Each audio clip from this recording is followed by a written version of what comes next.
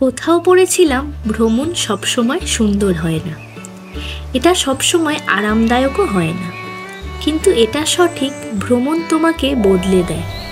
এটি আপনার স্মৃতিতে, আপনার চেতনায়, আপনার হৃদয়ে এবং আপনার শরীরে চিহ্ন রেখে যায়। গত দুদিন ধরে শিলং শহরকে কেন্দ্র করে পারিপার্শ্বিক জায়গাগুলো ঘুরে দেখেছি তিরচি, ফিফি ও ক্রাংশুরির মতো জলপ্রপাত।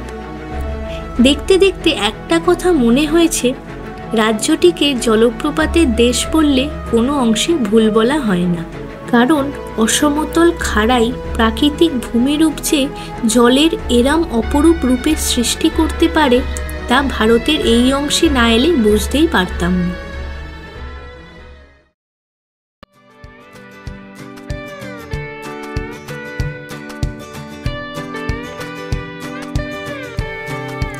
সকাল সকাল শিলং শহর ছাড়িয়ে আজকে আমরা রওনা দেব চেরাপুঞ্জির উদ্দেশ্যে। পথে পড়বে লাইটলুম ক্যানিয়ন, ডিম্পেপ ভ্যালি, ট্যাঙ্গিয়াম মাসি ভিউ পয়েন্ট এবং ওয়াকাবা জলপ্রপাত।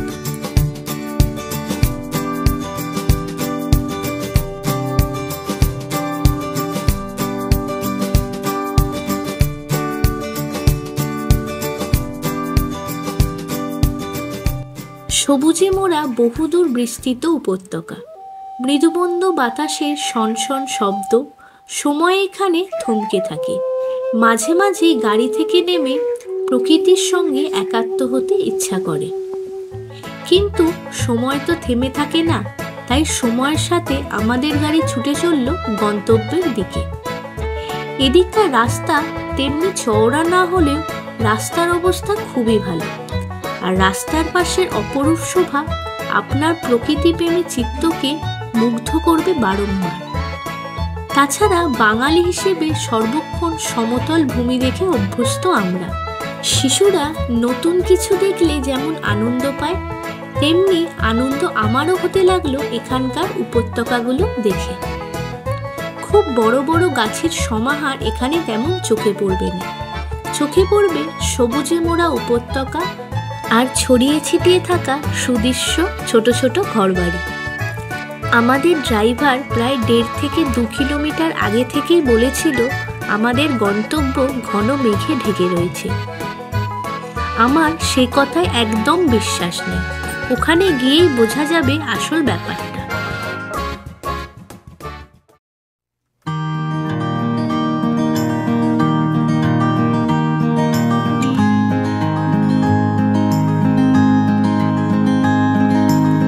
শিলং শহরের প্রায় 23 কিলোমিটার দক্ষিণে অবস্থিত লাইটলুম ক্যানিয়নে পৌঁছতে আমাদের সময় লাগলো ঘণ্টাখানেক। ঘড়িতে সময় তখন সকাল 11:30। এখানে প্রবেশ অবাধ, কিন্তু গাড়ি পার্কিং করার জন্য ভাড়া লাগে 50 টাকা। লাইটলুমে এসে ড্রাইভারের কথা অক্ষরে অক্ষরে মিলে গেল।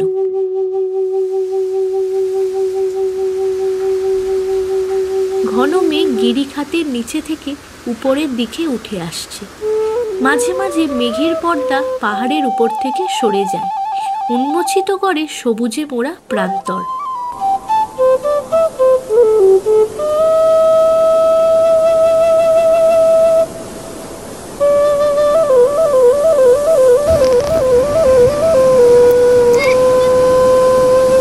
আমাদের ভিডিওটি ভালো লেগে থাকলে লাইক, শেয়ার এবং সাবস্ক্রাইব করে আমাদের পাশে থাকবেন। সময় যতই এগোয় গাঢ় মেঘ আষ্টে পৃষ্ঠে জড়িয়ে ফেলে পুরো জায়গাটা। প্রায় ঘন্টা 3 অপেক্ষা করেছিলাম পুরো জায়গাটিকে দেখবার জন্য, কিন্তু ভাগ্য আমাদের সুপ্রসন্ন ছিল না। লাঞ্চটা লাইটলুমে সেরে প্রায় দুপুর 2:30 নাগাদ রওনা দিলাম ডিম্পেপ ভ্যালির উদ্দেশ্যে। যথারীতি রাস্তার 2 দিকের শোভা বারংবার আপনাকে মুগ্ধ করবে। লাইটলুম থেকে দক্ষিণ পশ্চিমে প্রায় 22 কিলোমিটার দূরে অবস্থিত আমাদের পরবর্তী গন্তব্য। ঘণ্টাখানেক ড্রাইভ করার পর পৌঁছালাম ডিম্পেপ ভ্যালি। একদম রাস্তার পাশেই রয়েছে এই ভিউ পয়েন্ট।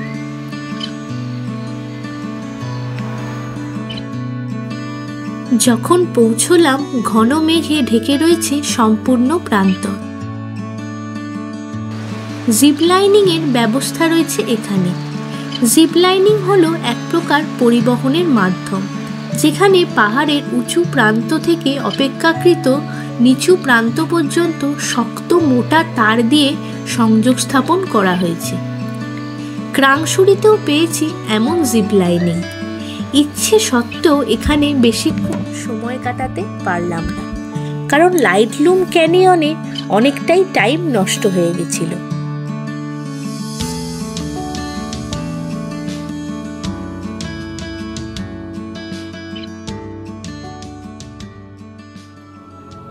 একটু অপেক্ষা করতেই মেঘের চাদর পাতলা হয়ে প্রায় পরিষ্কার হয়ে এলো চারপাশের পরিবেশ।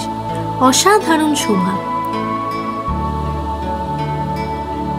চেরাপুঞ্জির পথে আজকে এই পর্যন্ত। যাত্রাপথের পরের বিবরণ পরের ভিডিওতে থাকবে। আমাদের ভিডিওটি ভালো লেগে থাকলে লাইক, শেয়ার এবং সাবস্ক্রাইব করে আমাদের পাশে থাকবেন।